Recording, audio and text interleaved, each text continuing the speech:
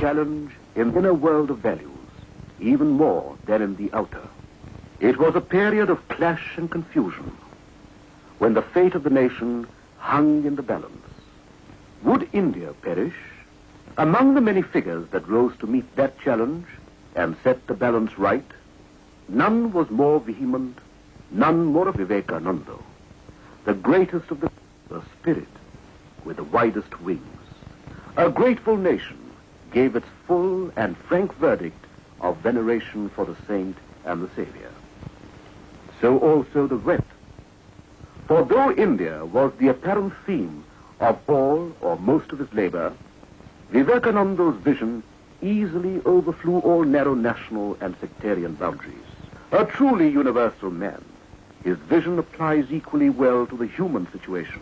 And if the crisis of civilization through which we are passing has to end, this may be the only way out, the way of the spirit and the way of harmony.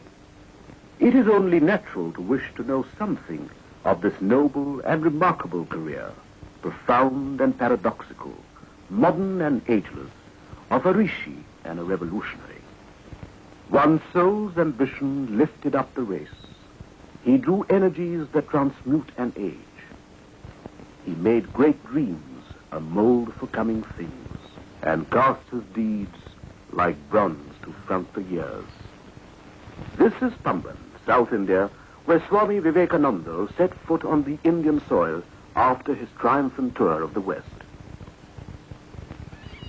This was on the 26th of January, 1897, a vast crowd waiting patiently to welcome the national hero. All of them waiting to pay their homage to Swami Vivekananda, the patriot saint, the first mighty voice of awakened India. Among them was the Raja of Ramnad, Bhaskar Setupati, with his state coach, ready to receive the royal ascetic. It was a hero's welcome indeed. It was indeed a memorable occasion. The Raja himself in the throng. Here he comes, defender of the faith, darling child of India, India awakened.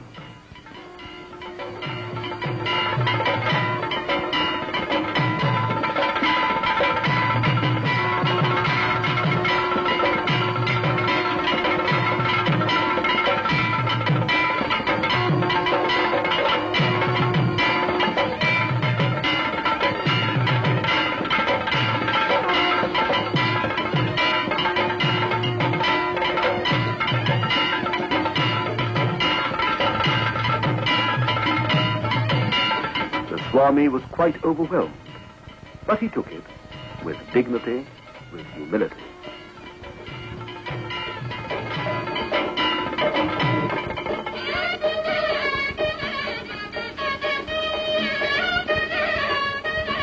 At night, there was a torchlight procession, and then fireworks.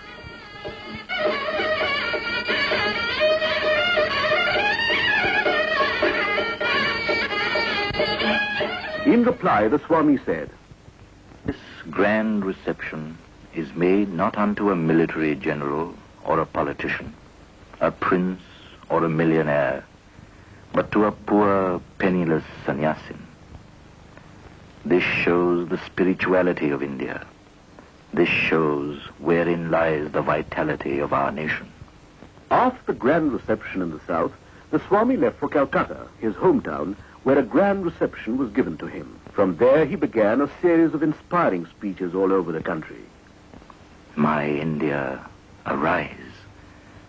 The longest night seems to be passing away. Awake from this hypnotism of weakness. Stand up and assert yourself. Proclaim the God within you. Religion alone is the life of this country. When that goes, India will die. In spite of politics, in spite of social reforms, in spite of everything. Each soul is potentially divine. The goal is to manifest the divinity within all of us. do it either by work or worship, by psychic control or philosophy, by one or more or all of these, and be free. This is the whole of religion. Doctrines or dogmas, rituals, books, temples, forms are but secondary details. In all his speeches, nothing was so touching and so revolutionary as his wide and natural sympathy for the poor and the fallen. Do you feel that millions and millions of descendants of gods and sages have become next-door neighbors to brutes? Do you feel that millions are starving today, and millions have been starving for ages? Your ancestors have written a few philosophical works, penned a dozen or so epics, or built a number of temples. That is all. And you rend the sky with triumphal shouts, while those whose heart's blood has contributed to all the progress that has ever been made in the world, well, who cares to praise them? Ye ever trampled laboring classes of India, I bow to thee. For the next 50 years, let all other vain gods disappear from our minds. This is the only God that is awake, our own race. The first God that we have to serve and worship are our own people. Everywhere his hand, everywhere his feet. He covers everything. Sarvatokshi shiro mukham sarvatah shrutimaloke sarvamavritya tishtati. Faith. Faith in ourselves. If you have faith in the 330 millions of mythological gods and still have no faith in yourselves, there is no salvation for you. Let us all work hard, brethren. This is no time to sleep.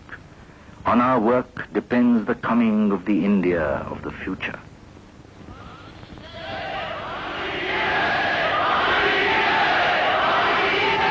Where and how did this remarkable life begin? One is naturally curious to know, and this is a good time to remember.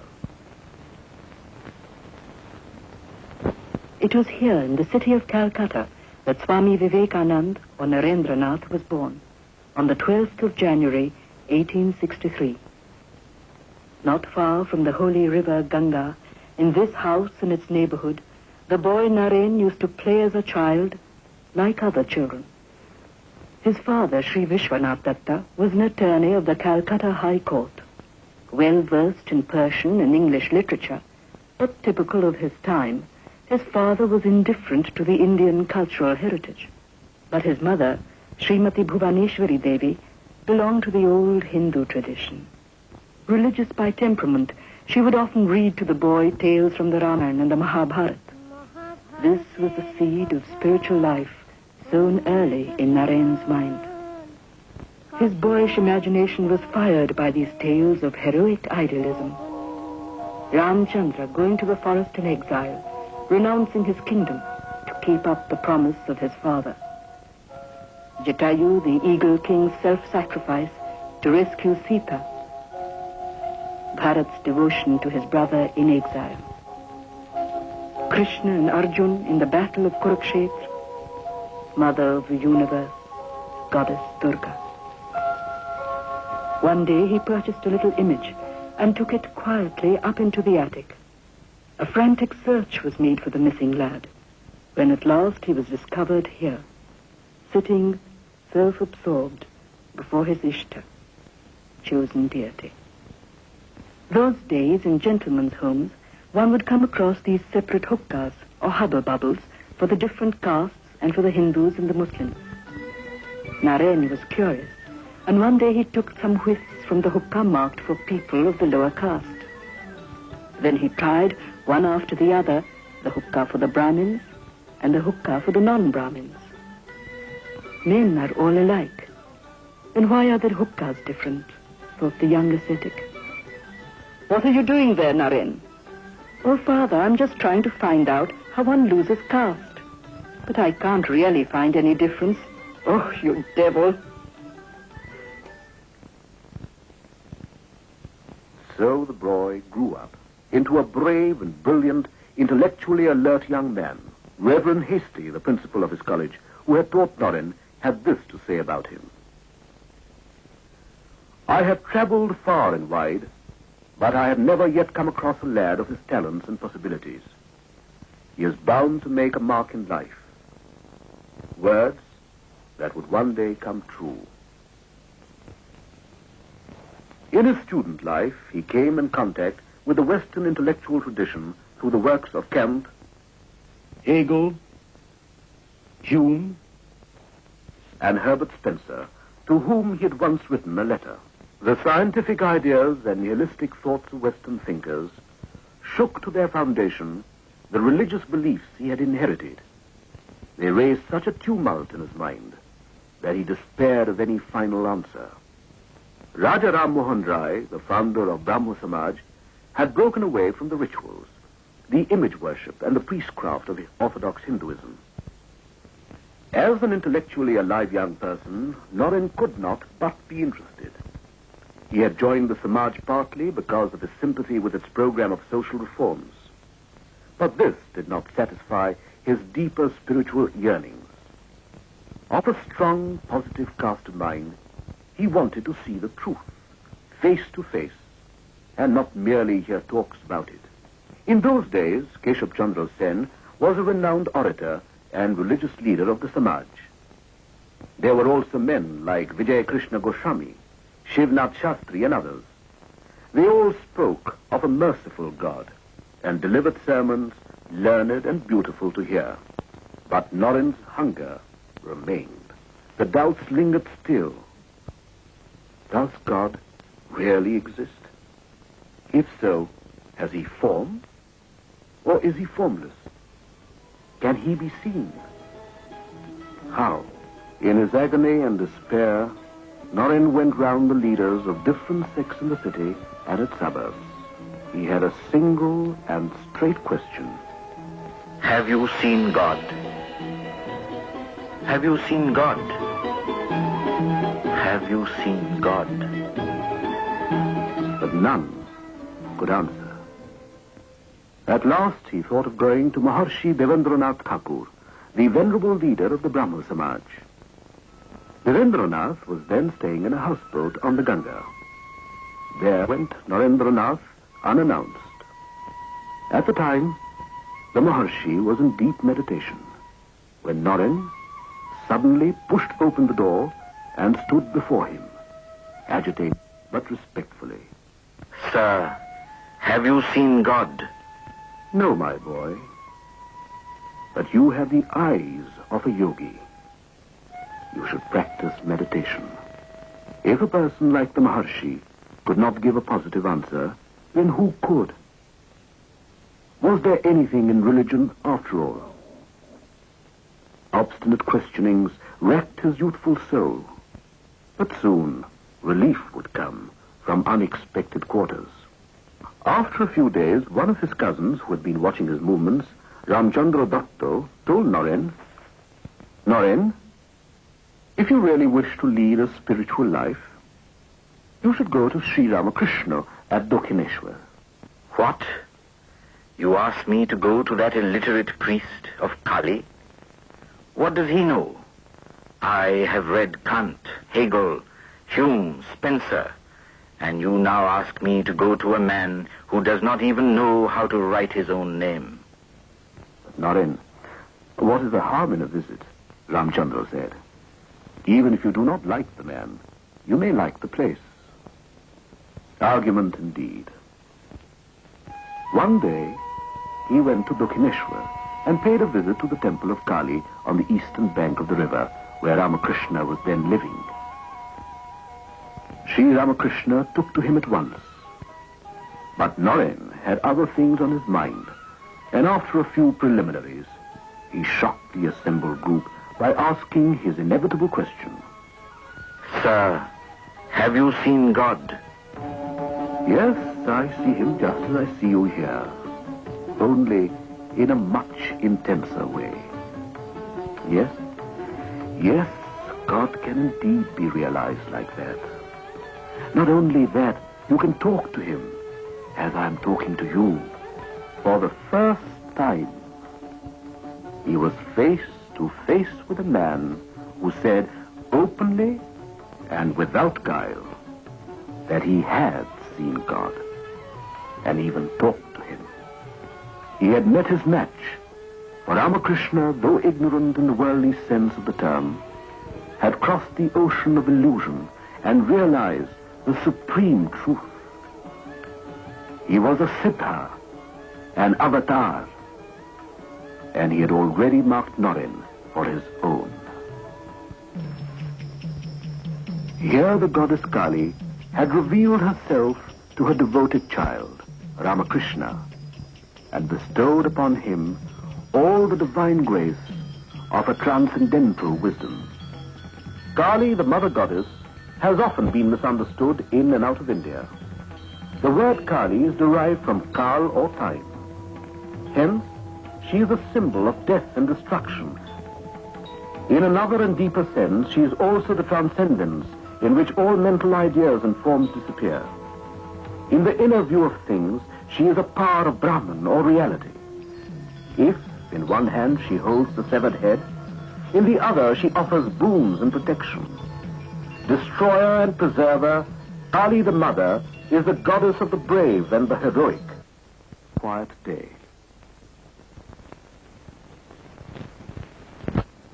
Krishna was seated on his bed, relaxed, when Naren entered and approached him.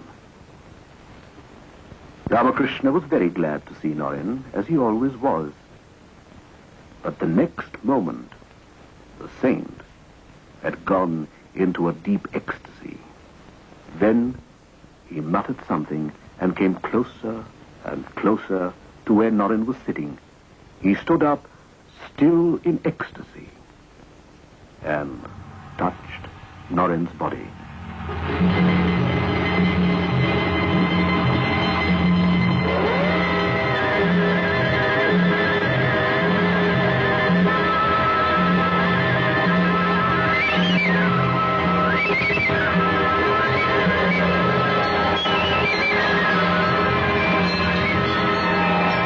Oh, what are you doing to me?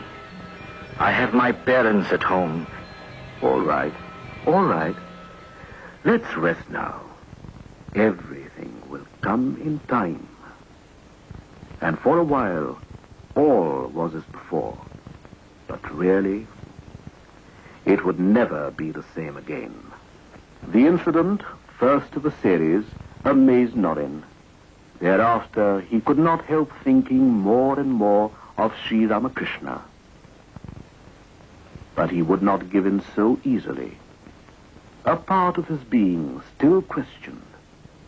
Could this be hypnotism? He wondered. It was something that he could not explain. Anyway, Naren continued to visit Dakshineshwar. At times, he openly ridiculed Ramakrishna, which hurt and shocked the simple devotees. But for all that, he could not deny or resist the unbounded love and childlike simplicity of the saint. It was at this time that Naren, then barely 21, was faced with unexpected difficulties. His father passed away. A large-hearted man, Sri Vishwanath Datta had lived beyond his means and left no savings. Here he is, without rest, without security, on the Maidan in Calcutta. There was nothing he had not tried and failed. At last, Naren went to Sri Ramakrishna and prevailed upon him to appeal to Mother Kali to relieve the distress of his family. To this, Sri Ramakrishna said, "I have never asked for any material gains from my mother. I cannot do that even now. But if you go to the temple this evening and ask for yourself I assure you, the mother will grant you whatever you ask for. But why will she listen to me? I say she will, Ramakrishna said. It was evening. Sri Ramakrishna asked Naren to go inside the temple and pray to the mother. He went accordingly.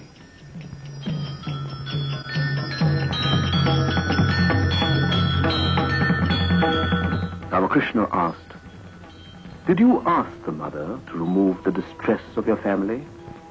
Naren said, Oh no, I forgot. "What did you ask for then?" asked Ramakrishna. I asked for wisdom, devotion, and renunciation. "Go and ask again." Naren went thrice, but every time, like his master, for himself, he could not ask anything. Naren had a fierce intellect. For 6 years he struggled and struggled. But during this period he learned prodigiously. Among other things, he learned from his matchless master or guru. All the rivers flow to the same ocean of supreme being. The goal is the same for all.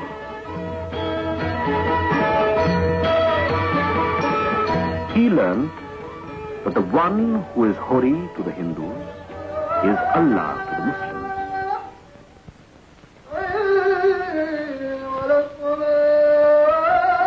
And that the Father in heaven to whom the Christians pray is by the name of the same supreme being.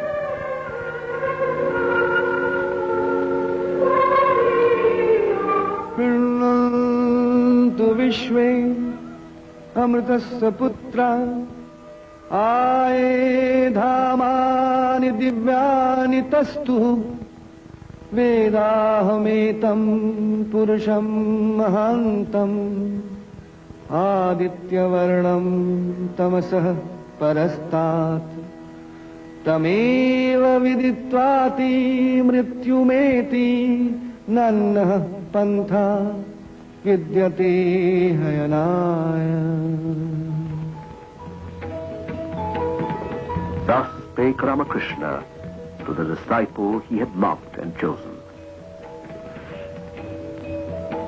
To Narendranath, his guru seemed to symbolize India's ageless culture, a living embodiment of all that was best in man and in India. From Sri Ramakrishna he learnt that religion was not something to be merely talked about, but that it must be realized and lived out. He also learned that unity in diversity was nature's plan, and that India had a message for the world today. He must live that truth and spread the Master's message, come what may. In the meantime, Sri Ramakrishna had fallen seriously ill and had to be removed to this garden house at Kashipur in the neighborhood of Calcutta. The end was near. He advised the disciples to dedicate their lives to the service of God and man. He also nominated Naren as the head of the group. He called the 12 disciples and gave them the ochre robes, the age-old symbol of the ascetic life in India. He gave some final instructions to Naren. Take care of the boys, he said. Thus was formed the nucleus of the Ramakrishna order or mission. 4 days before he passed away, he called Naren. Soon he went into deep ecstasy, but for some time he kept looking intently at Naren's eyes. He was clearly concentrating for a purpose.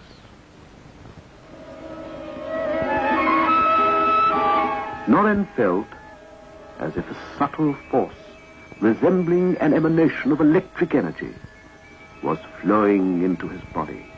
Naren, today I have given you all I had. There is nothing of my own left. Now with these you shall carry out great tasks in the world. And on the 15th of August, 1886, the master passed away. But he had left a successor, trained for mighty deeds.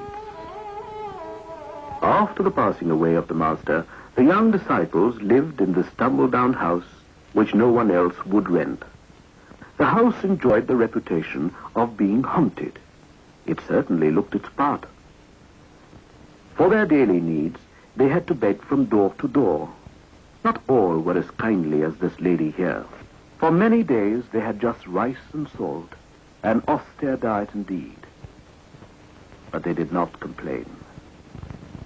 The brave band was undaunted, and Noren kept the group going valiantly and patiently towards wider horizons of service, sacrifice, and fulfillment of the master's wishes. Soon a break came. In India, it is customary to go on pilgrimage. The Swami felt the urge, and for some time he became a wandering monk or parivrajika. For him, it was a new experience of India and her people, and must have sharpened his sense of mission. In 1881, he left Calcutta. He first went to Benares or Varanasi, the heart of religious Hindustan. Holy its air, dust of the city of Shiva. In the temple of Vishwanath, he glimpsed eternal India, ageless, the same forever. They come from all over the country, speaking different languages, following different customs. Here, the Swami could feel the source of Indian unity, the unity of culture and religion, her wide toleration and deep understanding of the ways of the spirit. Sometimes in the evening, the young Swami would sit here on the river ghat.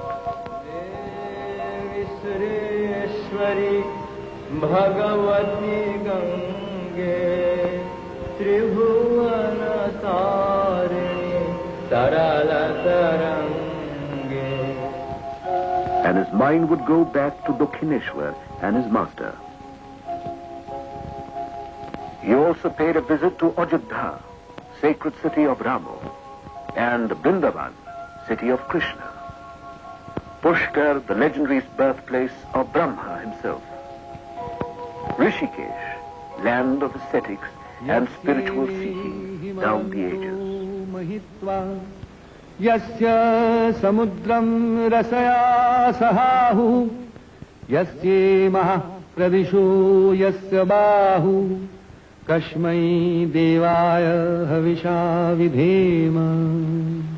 He saw the exquisite paintings of Ajanta, the rock-cut temples and sculpture of Ellora, the Buddhist stupa at Saji, the shrines of Bhuvaneshwar, the famous Sun Temple of Konark, and he felt within himself the imperishable heritage of India, mighty voices of silence whispering their deathless enchantment. From all these, he drew fresh inspiration. Hastinapur or Delhi, where the fate of so many empires has been decided at one time or the other, rich in Mughal remains, forts, turrets, mosques, palaces, the splendor of architecture impressed the Swami. Taj Mahal, splendid symbol of the love of Shah Jahan for his beloved Mumtaz Mahal, a lover's gift, a poem in marble. He visited Fatehpur Sikri, the dream city of Akbar, where the emperor had nursed hopes of a universal faith in Din Ilahi.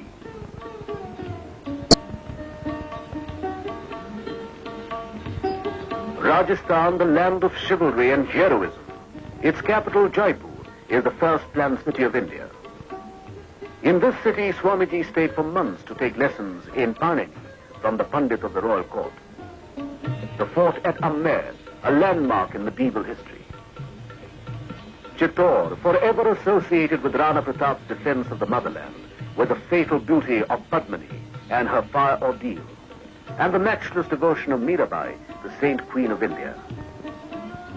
Famed lake city of Udaipur, proud relic of resistance and martyrdom of the Rajputs, and their sense of beauty and bravery. A splendid past indeed. But India today was more like a ruin. Today she lived in miserable huts and holes, in city slums. The glories of the past meant nothing to these people. They were at best memory's mockery, a consolation prize for cards and do nothing. Everywhere he saw the plight of the masses of India, despised by priests, oppressed by heartless landlords, exploited by generations of money-lenders. Every year, the flood came. Everywhere, people were dying of poverty, of famine and flood. The nation had been reduced to rags, no hope anywhere, while only a few enjoyed the good things of life. Not a moment of his waking life when he did not think of his poor countryfolk and of what man had made of man. It was not merely lip sympathy. He lived with them and found spiritual treasures in their midst. He slept in stables where no gentleman ever set his foot. He lived on the pallets of beggars, sharing their life. The words of his master came back to him again and again. Religion is not for the empty bellies. And he himself later said, "What have we done for the masses? Teaching them metaphysics? It is mockery to offer religion to a starving man." With this picture of the oppressed masses burning in his heart, the Swami came across the rulers of the Indian states, the native princes.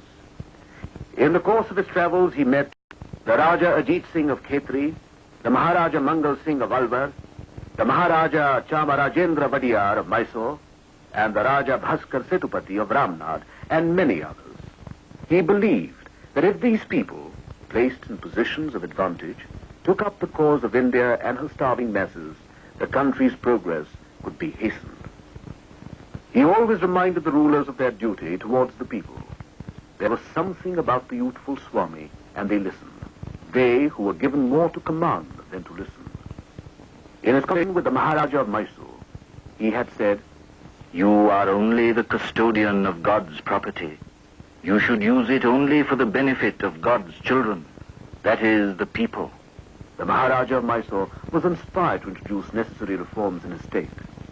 These encounters were not without their dramatic moments. Once in Alwar, the Maharaja Mangal Singh met him at the residence of his Diwan. The Maharaja was in a somewhat merry mood, and perhaps, to tease the Swami, he said, with a smile, "You see, Babaji Maharaj, my forefathers built many temples, but I do not have any faith in those idols of stone or metal." The eyes of all present were fixed on the Swami. What would he say? He asked a counter-question, harmless enough to begin with. "Dewanji Sahib, whose picture is that on the wall, please?" The Diwan replied, "It is the likeness of the Maharaja, Swamiji." "Please bring down the picture, will you?" And the picture was brought down. "Now spit on that picture, Dewanji." "What is it, Dewanji? But a piece of paper? Why can't you spit upon it? I say, spit. Spit upon it. Any one of you may spit upon it." "What are you asking me, Swamiji? It is the likeness of our Maharaja. Don't you know that?" "But surely the Maharaja is not bodily present in the picture. It does not contain his flesh, blood, and bone. It is, after all, an idol or an image. Yet you respect it as if it is your Maharaja himself. Isn't that so, Dewanji?" Yes. Yes, Swamiji. That is so. "See, Your Highness, though the picture is not you in one sense, in another sense, it is you. They all look upon this picture with as much respect as they would upon your person. So, when men worship the image of God in stone or metal, they do not say or think, 'O stone, I worship thee. O metal, be merciful.' They worship the divinity inherent or represented in these forms." The Maharaja admitted, "Swamiji, you have opened my eyes. Forgive me that I ever spoke to you like that. Forgive me." Such was the Swami's unconventional method of bringing a great truth home. But the Swami never stayed at one place for long. No parivrajika. He traveled through deserts, forests, and mountains, and vast fields. He learned a thing or two as he went along. This is Kefri House in Jaipur, where a little dancing girl a lesson in humility and understanding. In his honor, the Maharan's recital. The gathering, including the Maharaja, was waiting for the Swami. One of the courtiers had been sent to bring him. As the officer conveyed the invitation, the Swami said, It is quite unbecoming for a sannyasi to attend the performance of a dancing girl.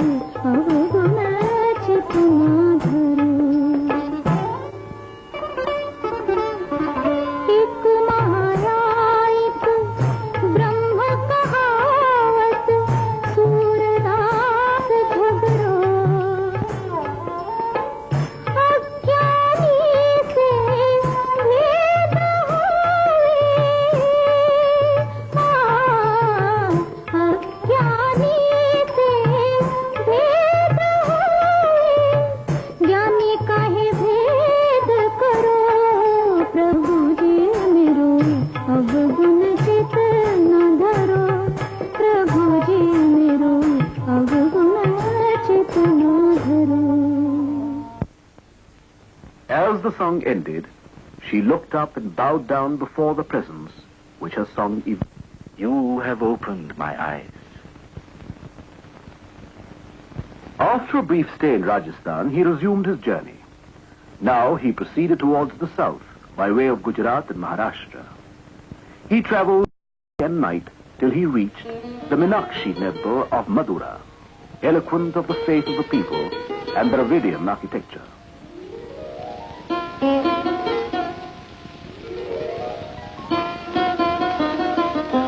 And further beyond to famed Kanyakumari, the Virgin Goddess and her temple.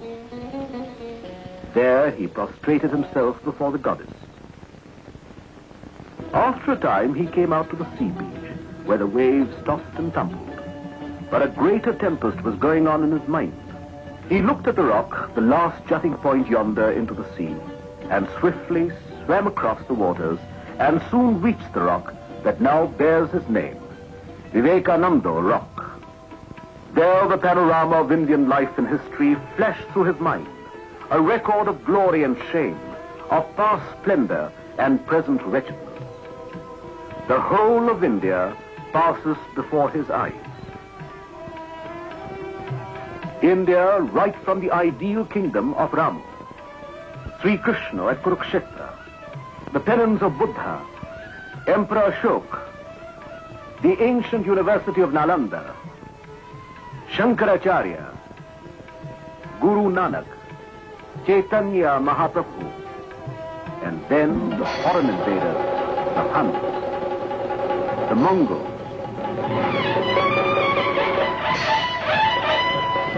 the Portuguese, Battle of Plaza, and the English.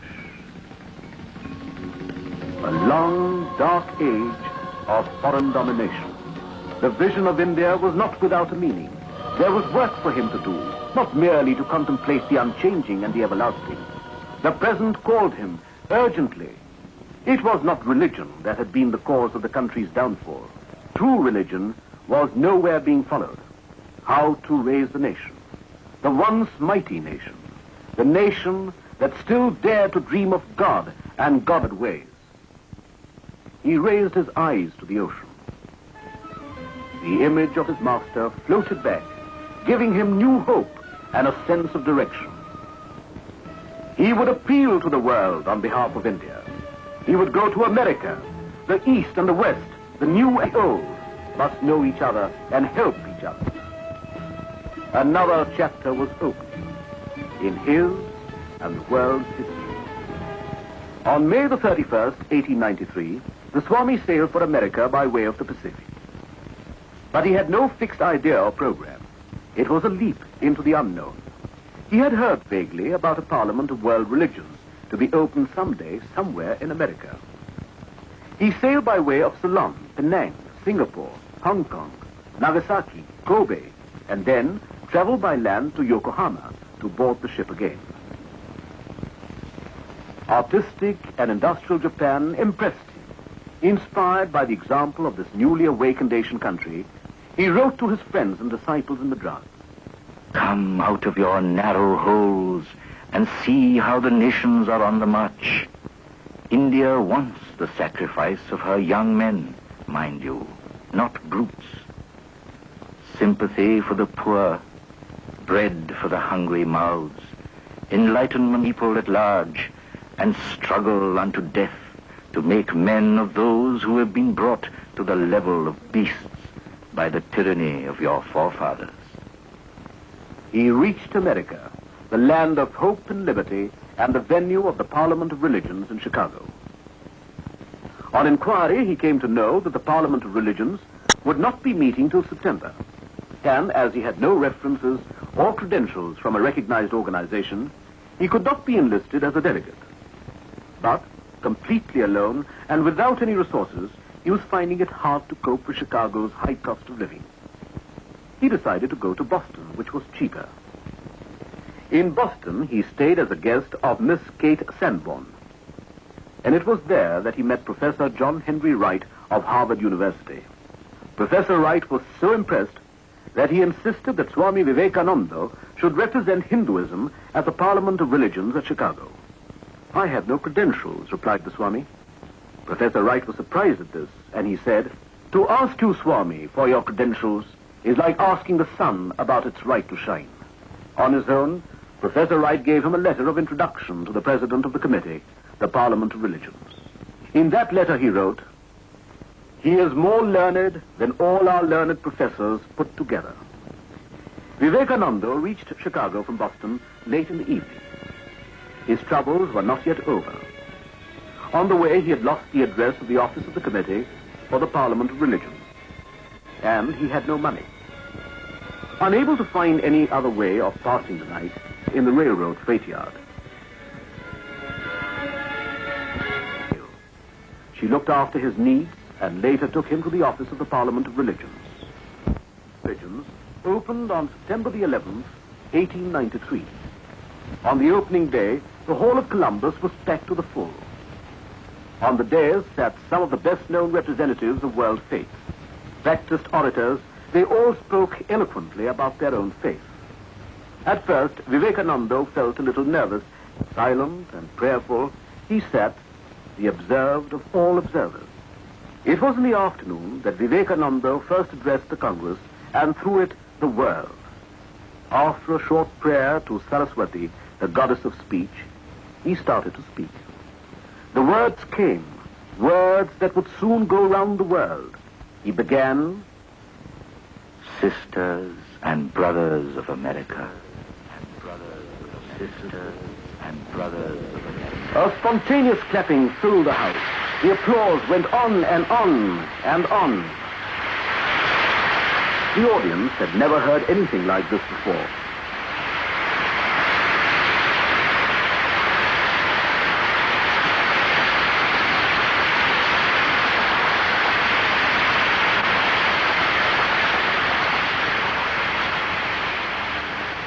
Sisters and brothers of America, I thank you in the name of the most ancient order of monks of the world. I thank you in the name of the mother of all religions. I thank you in the name of millions and millions of Hindu people of all classes and sects. I am proud to belong to a religion which has taught the world both tolerance and universal acceptance. We believe not only in universal toleration, but we accept all religions as true. Here are a few lines which are repeated every day by millions in my country. Ruchinam Vaichitrat Rijukutilana Pathajusham Vrinameko Gamyastvamasi Paisam Arnavaiva.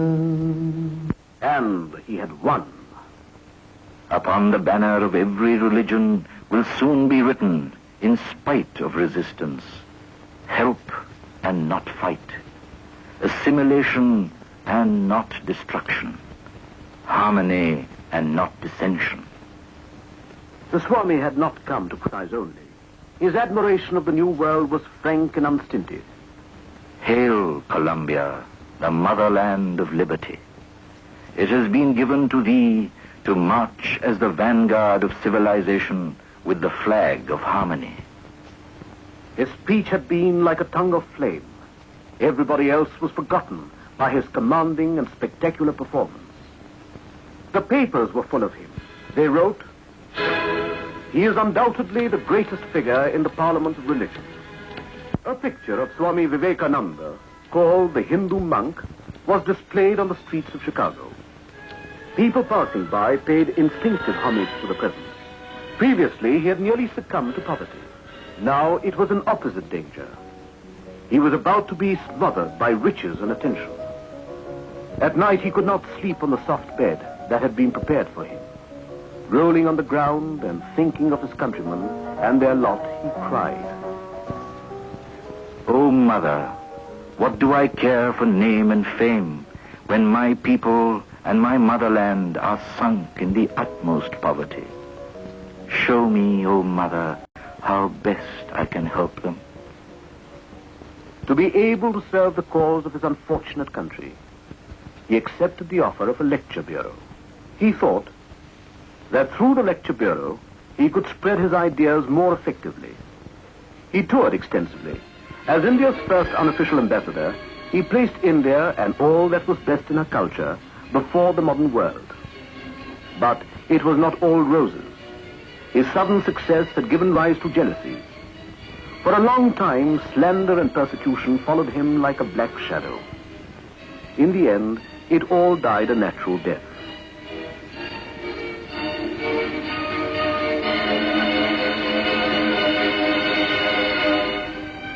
He toured with the lecture bureau for 6 to 8 months in different places and delivered a series of inspiring speeches.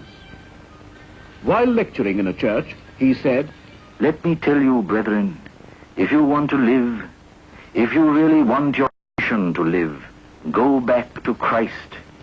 You are not Christians. No, as a nation you are not. Go back to Christ. Yours is a religion preached in the name of luxury. You cannot serve God and mammon at the same time. Better be ready to live in rags with Christ than to live in palaces without him. Do I wish that the Christians would become Hindus? God forbid. Do I wish that the Hindus or Buddhists would become Christians? God forbid. The Christian is not to become a Hindu or Buddhist, nor a Hindu or Buddhist to become a Christian. but each must assimilate the spirit of the others and yet preserve his individuality and grow according to his own law of growth. But he soon cut off all connections with the lecture bureau and began to speak, free of any charges, an unusual thing to do in the United States.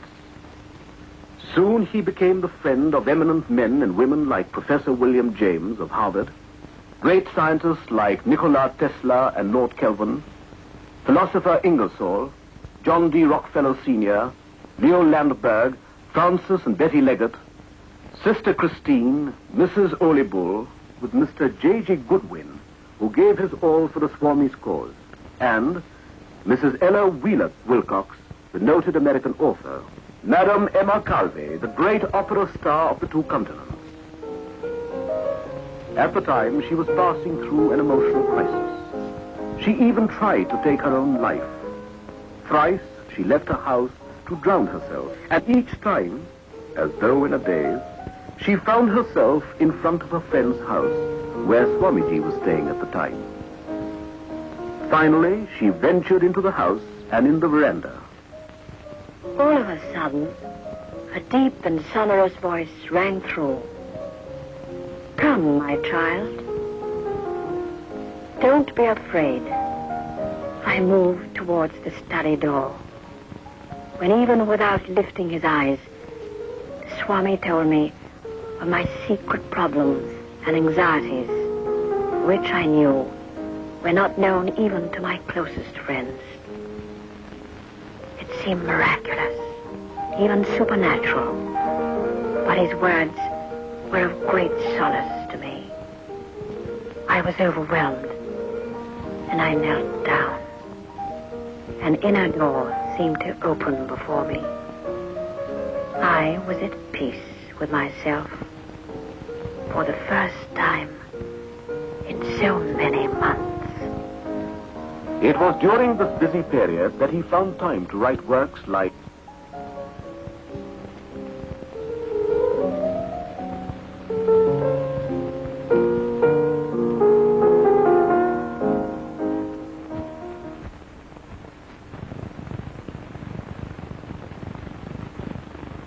This is the summer cottage in the Thousand Islands Park on the river St. Lawrence.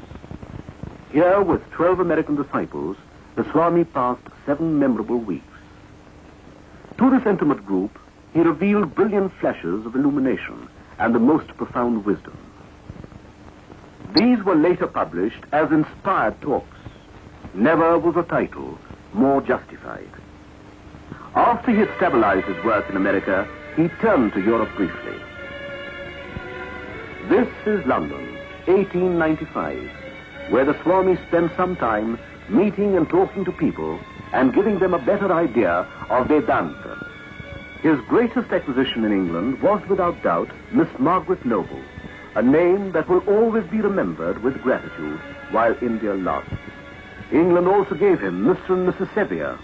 The couple donated all their life savings to the cause and made India their second home. After 4 years of travel and ministry to different countries of the West, Swami Vivekananda was returning home with some of his disciples. Yes, the tour had been a success, a triumph. To find his militia ready for his word of command. But never did he expect that the whole nation, the people of India, would rise to a man and give him a welcome, the like of which has never been seen before or after. The brilliant speeches which he gave all over the country spelled hope and courage. Men everywhere heard these as in a dream. Awake, arise, and stop not till the goal is reached. So long as millions live in hunger and ignorance, I hold every man a traitor who, having been educated at their expense, does nothing for them. Let the new India arise out of the peasants grasping the plough, out of the huts of fishermen, the cobbler, the sweeper. Let her spring from the factory, from hills and mountains. They have suffered eternal misery, which has given them unflinching vitality. Give them only half a piece of bread, and the whole world will not be big enough to hold their energy. Such was Swami Vivekananda's burning faith in the people, in the future of India. But the Swami was exerting himself too much. The sands were running out. Did he have a prevision of his coming end? On May the 1st, 1897, he called a meeting of the monastic order and the lay devotees of Sri Ramakrishna. Speaking of his master, Sri Ramakrishna, Swami Vivekananda said, "My teacher, my master, my hero, my ideal, my God in life. If there has been anything achieved by me, by thought or word or deed, if from my lips has ever fallen one word that has helped anyone in the world, I lay no claim to it. It was all his. All that has been life-giving, strengthening, pure and holy has been his inspiration, his words, and he himself." Out of his plans and discussions came the Ramakrishna Mission Association, a mighty body of men and ideas. It all led to the Belur Math or monastery. It held, among other things, the following ideas or ideals: to train people so that they could teach others and lead to the material and spiritual welfare of the masses, to promote and encourage the arts and industries, to spread among the people Vedantic and other ideas as exemplified in the life and teachings of Sri Ramakrishna. Vivekananda's vision of utilizing religion for the welfare of the common man was gradually taking shape. The Swami found no inherent conflict between, say, science and religion, or between religion and the practical arts, or between religion and industry. He sent Swami Ramakrishnananda to organize the center in Madras and others elsewhere. In a short time, a number of missions were established all over the country, all doing good, substantial work.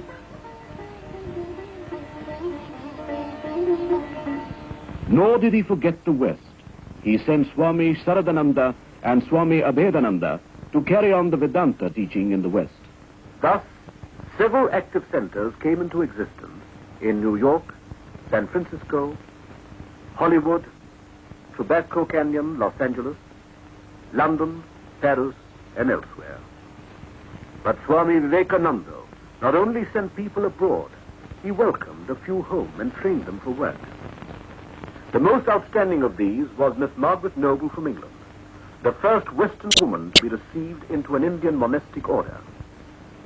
The Swami gave her a new name, Nivedita, or the dedicated one. Never was a name more justified. She soon started a school for girls. At first, not many came, though the teaching was free. Later, it became an institution. This is how the school looks today, one of the best and a fitting memorial to Sister Nivedita's work for Indian children. But the Swami's health was causing anxiety. The strain had begun to tell. His Western disciples suggested a trip to America. He went, but there was no rest in his vocabulary. His health did not improve, and he returned to India unannounced. In spite of his shattered health and living under serious restrictions, he had little or no rest. Visitors from all over India and abroad came to see him constantly. One of these was Mahatma, or Mr. Gandhi from South Africa. Unfortunately, the Swami was then not at Belur, and the two could not meet. What a loss, my countrymen. Once Pandit Sakharam Ganesh Deuskar, well-known editor of Hitavadi, came to see him with a few friends. Coming to know that one of them was from the Punjab, the Swami started to speak about the food situation there, which was then acute. It was a short interview. At the time of leaving, one of the gentlemen expressed a regret. "Sir, we have come with great expectations to hear some religious talks from you. Unfortunately, our conversation was taken up with commonplace matters." At this, the Swami turned grave and said, Is the concern over my people a commonplace matter? Sir, so long as even a dog in my country remains without food, to feed and take care of him is my highest duty. Anything else I consider as non-religion or false religion. Swami Vivekananda thought not only about the men of India, but he had given deep and anxious thoughts to the problems of Indian women. A bird cannot fly with only one wing, he used to say. He looked upon Sharada Devi, the consort of Sri Ramakrishna, as the ideal of Indian womanhood. He dreamt of a convent to be run on the lines of the monastery at Belur. He did not live to see the dream come true, but now the convent, Sharada Mat, is a reality. But Swami Vivekananda's thoughts were confined not to India alone. It included the whole world and the civilization. I belong to India just as much as I belong to the world. I love India. But every day my sight grows clearer. What is India or England or America to us? We are servants of God. The East and the West may make their full contribution to the perfection of humanity, and the last civilization of the world may be a civilization not of struggle and warfare, but of peace and charity and harmonious cooperation to a great end. He knew that the end was near. On July 4th, 1902, The 11th day of the moon, he fasted, following the orthodox rule. That day, he insisted on serving the meal to his disciples. After the meal was over, the Swami stood by to pour water on the hands of the disciples. At this, Nivadita protested. It is we who should do these things for you, Swamiji, and not you for us. But Jesus washed the feet of his disciples. It was the last time. The words rose to Nivadita's lips, but remained unuttered. Was this the last time, too? At 7 o'clock in the evening, the bell rang for worship in the chapel.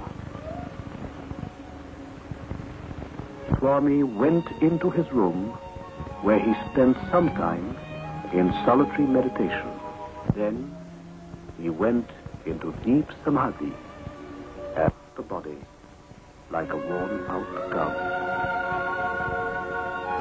Swami Vivekananda had passed away, or as beneath it all, the voice of the leader went on, an undying inspiration for ages. Friends, I do not seek my personal salvation.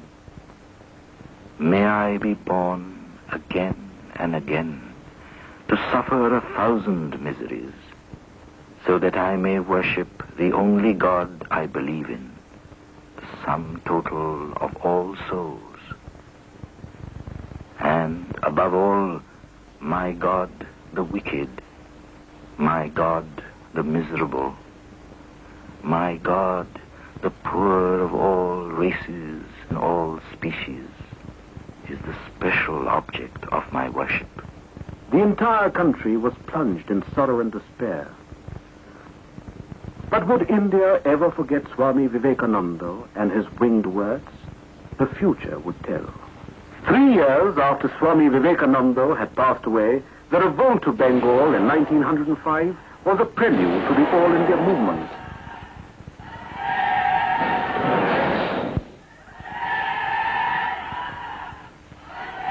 All the while, the life and works of Swami Vivekananda has continued to inspire the people.